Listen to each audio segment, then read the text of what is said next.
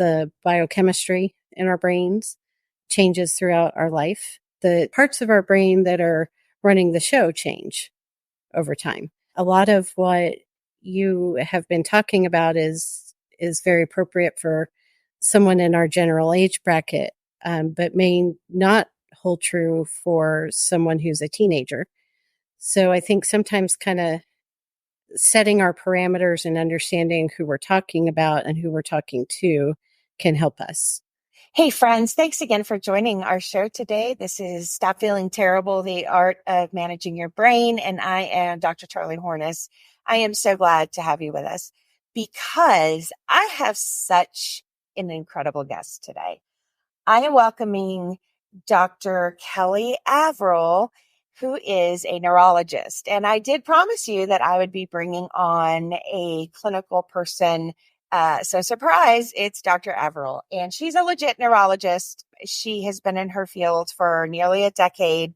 She did her bachelor's at Texas A&M and medical school at UT. And I'm supposed to let you all know that although she did UT medical school, she is a ride or die Aggie. So I'm going to keep my opinions to myself because I don't want to get in trouble, but I'll let y'all, talk amongst yourselves. But yeah, she's a diehard Aggie. But I'm really glad to have her on. And the reason is because my discipline is from the coaching perspective, obviously, with a lot of research from my doctorate work in neuroscience, neurobiology, biopsychology, behavioral, and social sciences. But I did not go to med school, and I caveat that all the time. So Dr. Averill has listened to my episodes, and I asked her, is there anything that I've gotten wrong? Is there anything that the science is not correct on? Is there anything she wants to expound upon? So she's going to get into all of that. And the reason that I have her on is because when I start talking about neurology and haven't gone to med school, that can, be suspicious. And my whole goal here is to build trust with y'all so that you know that what this coaching methodology and strategy is teaching is legit and it is based in science. So Dr. Averill and I are going to have a conversation about all of the things that we've talked about so far. So if you're ready to learn about real science and your brain from a medical doctor and a clinical specialist, then get ready for Dr. Averill. All right, here she comes. Let's go.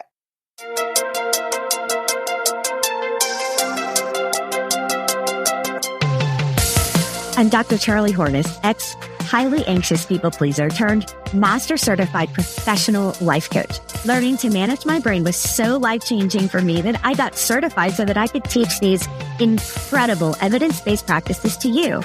Are you ready for massive change? Let's go.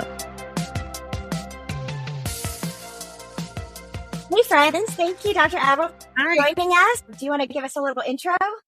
Sure. Hi, everybody. I'm Dr. Kelly Averill. I'm a pediatric neurologist, and I'm joining my friend remotely. I've known Reverend Dr. Charlie Hornes for many years, and I've always enjoyed our friendship and getting a chance to work with her. And so I'm excited to be with you today. Awesome. So we have entirely different disciplines. Would you like to expand on that? You are a medical school educated.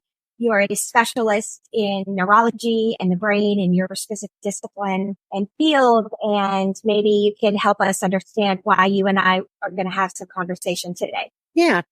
I have a bachelor's degree in biology, so I've always been a science geek. And after I finished that, I worked for a little bit, and then I went to medical school, and then I did training in pediatric neurology. So that does give me a particular set of skills and knowledge, but also a particular set of biases that I have to reckon with from time to time. But as you yourself know, Dr. Charlie, all along the way, there has been people from other disciplines around me, and that has been complementary to what I bring to the lives of my patient. I'm always appreciative that my angle is only one angle. what works best a lot of times is if we can take the science of neurology and mix it with the science of behavior and a bunch of different things, and kind of bring it all together, because we are more than just a bag of chemicals. We kind of start as that, but it becomes more than that. And so we need more than one way to look at it. Awesome. And just as a reminder, the lens that I'm coming from my particular doctorate work is the intersection, I would hope, of correct science and specifically working on learning about the brain, neuroscience, neurobiology, intersecting that with the social and behavioral sciences, as well as cutting edge, brand new life coaching techniques to help people who are struggling with issues understand that a lot of it is just our brains. Once we understand that, it makes the shame, the guilt, the feeling like something's wrong with us, and all of that to get out of the way so that we can function on solving problems. So I know you've listened to previous episodes. Is there anything on there that you feel maybe I got wrong or you want to expand on or clarify? I just want to make sure I've been on track here from a doctor perspective. Yeah, I haven't heard anything in your work that felt wrong to me or where I was like, well, that's not true according to the science. One thing I think is really important to know is that our brains change. They evolve throughout our lives. And I think if you think about the people in your life, this is something we all understand. I mean, a baby is very different from a teenager who is very different from someone in their middle ages. Our brains are the root of all of that. So what's true for us in terms of the biochemistry in our brains changes throughout our life. Also, the parts of our brain that are running the show change over time. A lot of what you have been talking about is very appropriate for someone in our general age bracket, but may not hold true for someone who's a teenager. So I think sometimes kind of setting our parameters and understanding who we're talking about and who we're talking to can help us. So I think that's a really great point, because when we're talking about coaching, most of our students and clients and listeners are what we would generalize as more, quote, high functioning, if you will. When we're talking about significant mental health issues that obviously are real, and I take that very seriously, I partner with our clinical mental health professionals and doctors like yourself that know better about these things. So I refer and I stay out of their lane and I stay in my lane. So when we're talking about people that aren't dealing with significant mental health diagnoses, but are struggling with frustrating behavior, I can say that, when I was young, I didn't care what people thought about me. And I didn't struggle with fight, flight, freeze, all these things. That I didn't care about conflict. I loved talking back to people. And I think between experience, like difficult experiences, maybe some of that confidence getting a little beat out of us by joining the real world, and the changes in the chemicals in our brains, when we get older, these things begin to matter. And I think that's really cool to have you on here to talk to us about why that begins to happen just from a brain standpoint. Do you want to chat about that? Absolutely. In working with primarily a pediatric population, I get to see people from the time that they're born, when they're babies, up until they're young adults. And the teenage brain is something that kind of has to be reckoned with by the rest of the population. The teenage years, if you think back to like our ancestors, the people that existed and thrived long before history, teenagers, they were the warriors. Things like being impulsive and being novelty seeking, having a desire for adventure, that served us well to have a group of people in our communities who were ready to fight. They were ready to explore new things. They were ready to take risks. And that is the way the teenage brain is wired. The teenage brain is far more wired to prioritize novelty-seeking behavior, and the reward system is far more active than it is in younger children and also in older people. The desire to seek new experiences drives teenagers to do things that sometimes are good and sometimes are bad. but those pathways don't necessarily go away as we start to age because we've been strengthening them throughout our teenage years and our early 20s. So they're still there. We just have homeostatic pathways that decide to come in and try and save us from our impulsivity. By the time you get to our age, you've got both of those two systems sometimes warring with each other. And that can be good to understand about yourself, is that the pathways that you strengthened as a young adult are still there. They may not be serving you well anymore. What serves us well in one stage in our life isn't what necessarily serves us well in later stages of our life. But that pathway doesn't just disappear because it's no longer helpful. Sometimes that's what we have to work on as we age, is picking out different pathways, deciding that those are going to serve us better and strengthening those. Let me take you back real quick. Would you talk about what that homeostasis is so that we better understand it? Because what do you mean by their two systems are warring with each other sometimes?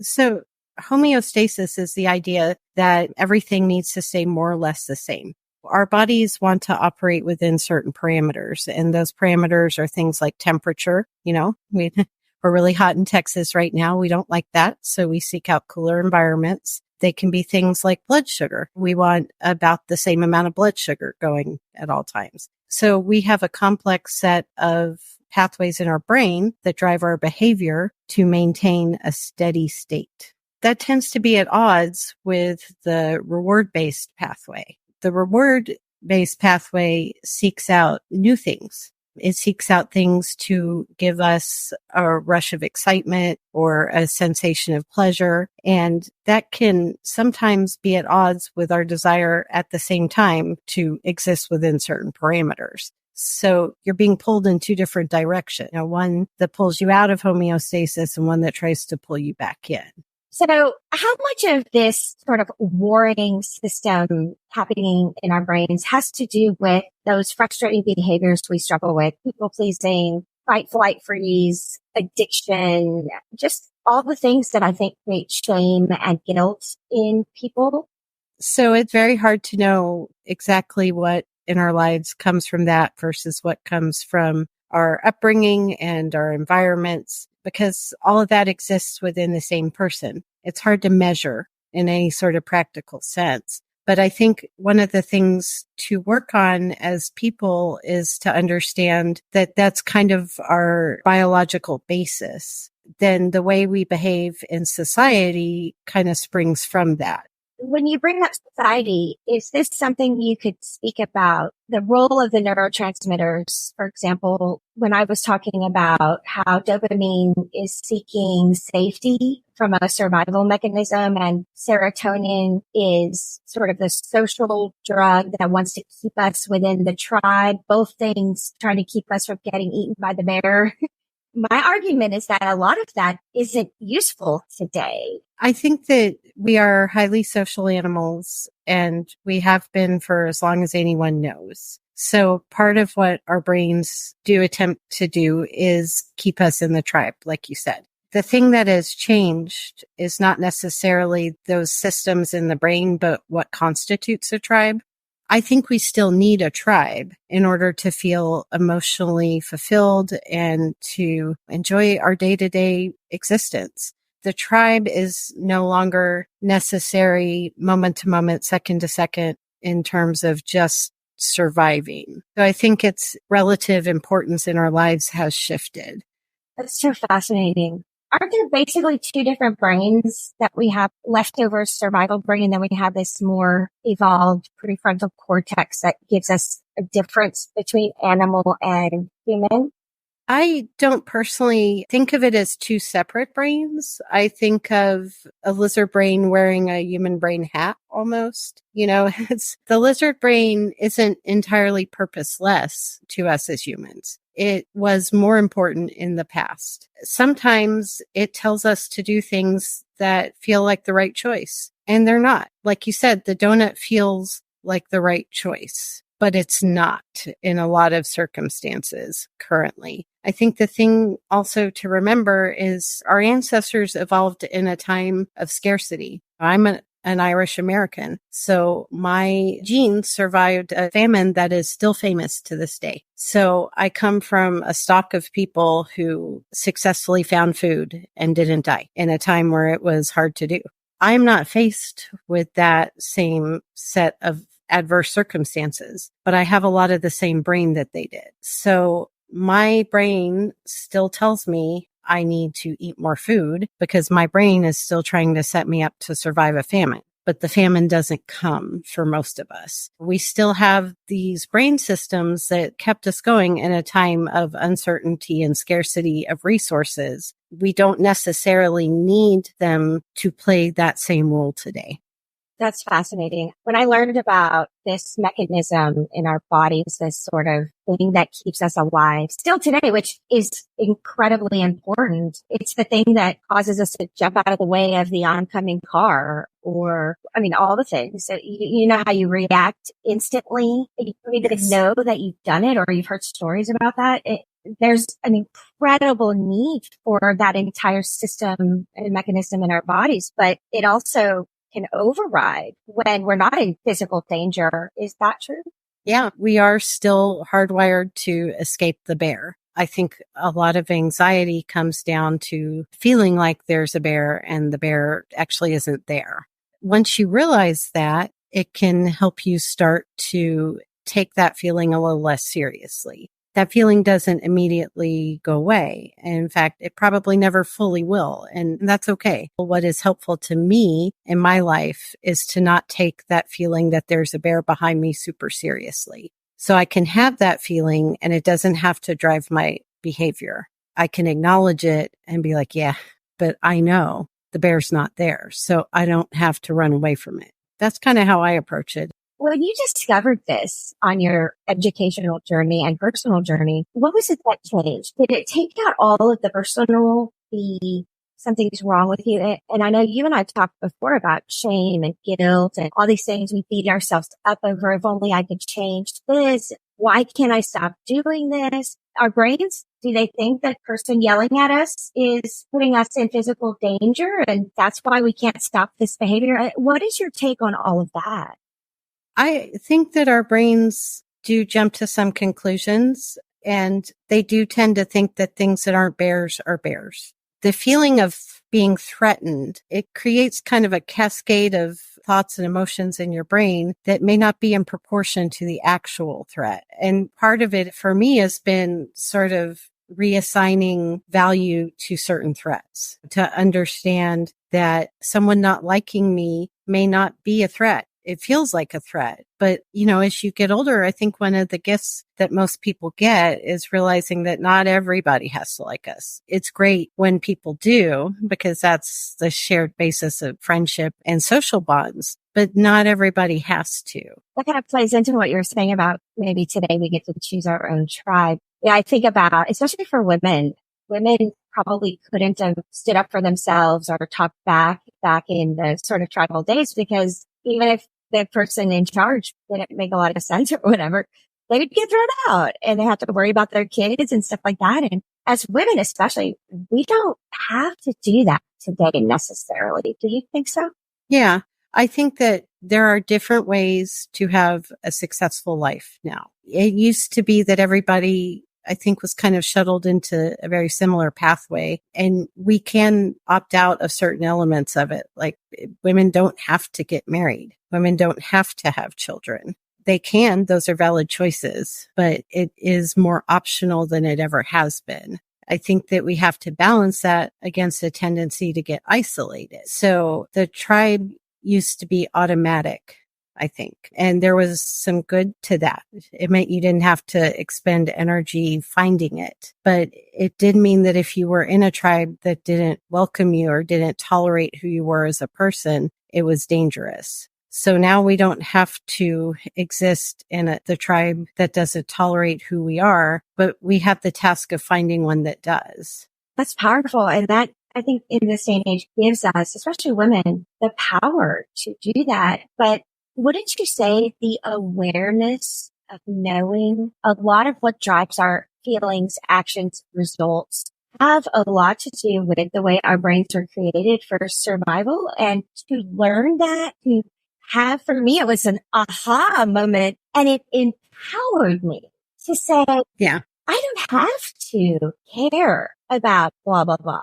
I don't have to care what this person says. That's my brain saying, this will save me if they keep me, they like me, I stay in the tribe. I'm maybe the only one in the entire world that had this moment, but I was like, are you serious? Like, wow, this whole time, my whole life, I've cared about all this stuff, and it was just my brain doing stuff that was old. And I think you and I have a similar history too, in terms of like weight loss. I used to binge eat, and it caused me a lot of psychic distress. I didn't enjoy what I was doing, but I didn't really understand why I was doing it either. And that is a very hard place to be in. It creates a lot of misery, but through that misery, I got the desire to change. And I was very lucky in that I met a behavioral therapist. I sought out cognitive behavioral therapy for my eating patterns. And it was probably one of the most helpful things I've ever done in my whole life. One of the things that was most helpful about it is there was no time wasted on rolling around in that misery. She kind of accepted the fact that if I was there in her office, I had already done the misery part. I had already felt that about myself. We didn't need to do that again. So it was able to begin from a standpoint of, well, you made your way here, so you want to change. So let's start changing. As you know, I am a big fan of what changed my life, which is what we call thought work, managing our brains. And I know that cognitive behavioral therapy, doesn't that focus on our thoughts and changing our thoughts, which change our feelings, results, actions, etc.? Yeah, the idea behind it is that we all tell ourselves certain stories. And in the interest of staying in my lane, I'm not a therapist. I'm not a psychologist. So this is an outsider's view of this. But the idea is we tell ourselves stories about what we do. Some of those stories are just not true. So looking at what they call the cognitive distortions that we have, that we tell ourselves, can sometimes help us change a behavior because our behaviors are supported by thoughts. And then we engage in a behavior and it causes feelings and leads to more thoughts. Looking at the thoughts that start the pathway can be very powerful because some of what we've all been carrying around with us are lies. Oftentimes well-meaning lies that we got from people who are older than us. I was telling you yesterday that I grew up in one of those families where you had to finish your plate at mealtime. Whether you were hungry or not hungry, if you liked the food or didn't like it, you had to finish it. And so I grew up accepting that as true. What that taught me was to ignore the signal that my body was saying to me, which was, you're full, put down the fork. I was kind of forced to not listen to that inner sensation. What that did was it kind of made me estranged from the signals my body was giving me. It also, I just sort of walked around with this idea that if I didn't consume resources, that was a way of showing the rest of the world that I was ungrateful for them, which isn't true. Me saying I'm going to eat 3/4 of a hamburger instead of a full hamburger is not disrespectful to other people. But that was something I was telling myself. Part of what my therapist was doing for me was helping me unpack all these feelings that I had that were based on things that I was told that just weren't true. I know so many people that say ugly things and they think what they're saying is true about me or about whomever they're talking to. And when I learned that their thought was also a story and it wasn't real about me, and I did not have to accept that, I could say, oh, wow, look at what your brain is spitting at you. Like, wow. And then you have the nerve to open your mouth and spit it at me and you think it's real. That's crazy. I get, again, empowered and aha, and I no longer care what people say about me because I know it's not real. Obviously, if I've done something, right? Again, something has to be proven in the court of law. That's different. But yes, I mean, yeah, that's why we have courts of law, right? To like hold people accountable for bad behavior. But if your opinion about me and my broken air conditioner is that I'm a piece of crap or whatever, I don't have to buy that, right?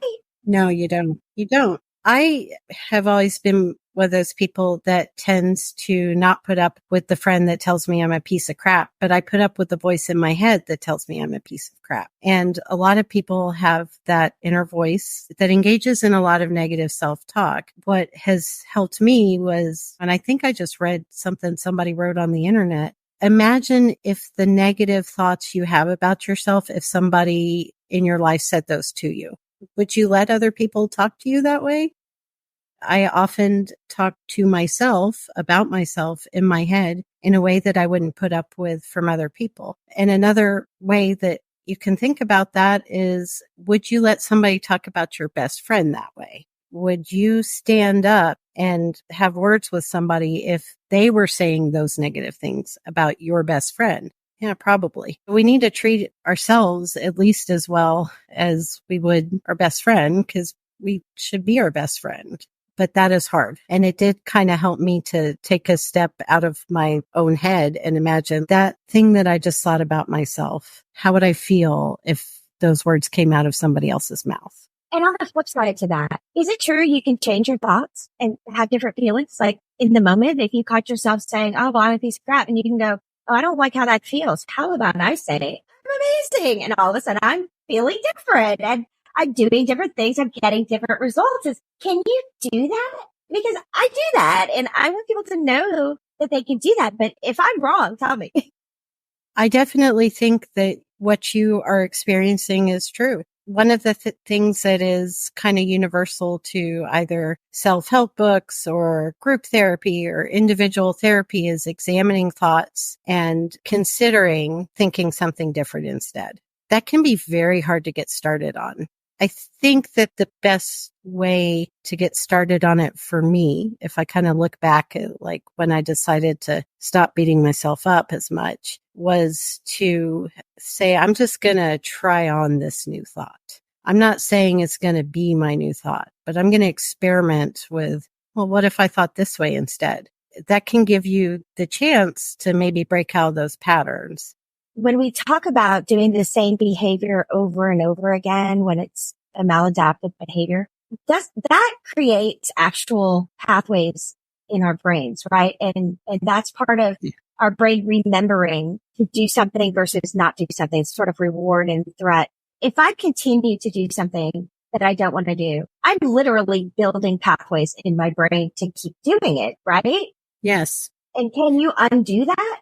If you stop the thing? You can. Yeah. You can undo it. Maybe you can't undo it 100%. You can change the relative importance in your life of that negative pathway.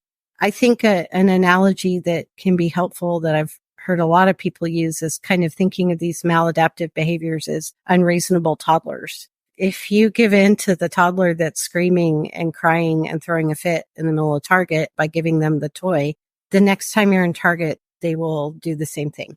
Basically, we all go through life with a toddler that's throwing fits. And one of the things we can start to work on is deciding which toddler to reward. I think the other thing that brings up, though, is recognizing that if you have been going down a pathway that's maladaptive, you probably still were getting something short-term out of it. So examining why it was happy, pleasant, pleasurable in the short term can be helpful. Counteracting that with, okay, well, it was happy in the short term, but it causes me long-term distress.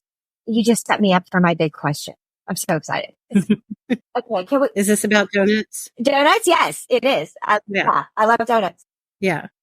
Okay. Can we talk about the role of the neurotransmitters in all of this? And again, I know that is sort of a newer field and things are going to change probably as y'all keep discovering new things. But how, like that reward, the kid it's not the caring of the opinion or the threats or this or that and the other. When they get the reward, there's a neurotransmitter involved. Can you talk about some of that? Part of our drive for survival is learning where we can get things that sustain us. So that reward pathway that's largely, though not entirely, dopamine based, that says, hey, if you go look over here, there will be food. you get a reward when you move towards that thing that you're looking for. You get a burst of happy chemicals that make you feel good in your brain. Then you're more likely the next time to go down that pathway, and it strengthens the more you do it. Dopamine is essentially happy juice for your brain. So is serotonin. There's a couple different happy juices that our brains make. And when you do the thing that unleashes the happy juice, you feel good. So you want to do that more. But sometimes the thing that gets your brain to give you that hit of happy juice is pleasurable in the short term and maladaptive in the long term. Your body wants, like you've talked about, it wants to seek energy and avoid the expenditure of energy because that's how you survive as a living organism. Your body is going to give you happy juice when you find the donut. That's going to tell you that you just did a good thing. Found the donut. Good job. So not only do you get the donut, but you get the little burst of happy juice in your brain. Do we chase that burst? Yeah, I think we do. And I was reading last night in preparation for our conversation today about the nature of addiction. And I think one of the things that's important to understand is we all have different things that trigger the burst of happy juice. Part of what underlies addiction is we are pursuing that burst of happy juice in a way that doesn't actually benefit our survival. We are focusing on the burst of neurotransmitters at the expense of the things that the neurotransmitters are supposed to bring us. Our reward system is not meant to be a goal in and of itself. It's supposed to cause us to be part of a tribe. It's supposed to make mothers feed their babies. It's supposed to make us seek out food and avoid dangers. It's supposed to keep us and our relatives going. But addiction, it becomes divorced from the goals of the reward system. And now all we have is a reward system. The neurotransmitter burst doesn't last that long. Dopamine, we don't fully understand all of the roles it does in the brain because it's hard to sample the brain. But we know some things about the way dopamine is metabolized by working with people who have Parkinson's. People who have Parkinson's have degeneration, the dopamine producing neurons in their brain. We can't give them just dopamine because most of it gets metabolized before it ever gets to the brain. So they have to concoct a version of dopamine that breaks down more slowly. People who are on dopamine for Parkinson's have to take the medication many, many times a day because dopamine just doesn't last that long in our brain. So that reward system is not meant to be the sole purpose of survival. It is supposed to move us towards the things that sustain us, and then it's supposed to fade into the background. But when you become addicted to something, you just kind of like hitting that reward pathway over and over and over again, and it just doesn't last long enough. If that's all you're getting from the behavior is that burst of chemicals, that burst of chemicals isn't going to be with you very long, so you have to do it again and again. Was there anything else that over everything we talked about you wanted to address or add? Or I think, let's all just be kind to ourselves and others. Awesome. Well, thank you again, and we're going to sign off. So thanks everybody for listening, and we will talk to you soon. Bye. Absolutely. Have a great day. Bye.